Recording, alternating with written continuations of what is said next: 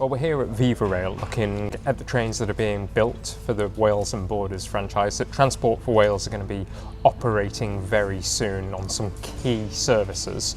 And I have to say, I'm incredibly impressed by some of the cutting-edge technology that's being utilised for these trains.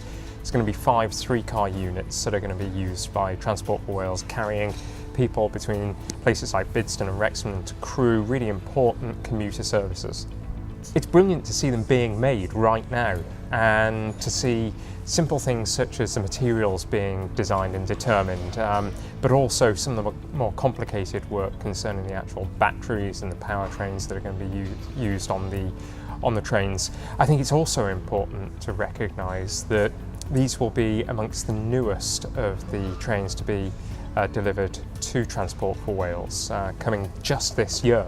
And therefore we're seeing what passengers will experience as one of the biggest steps between the previous franchise and the new franchise, which is really good, high quality rolling stock. I'm really excited to see this rolling stock being built, ready for delivery this year. I think passengers are going to take to them very well indeed and will appreciate the huge leap forward in terms of the quality of the provision of trains on the Wales and Borders network.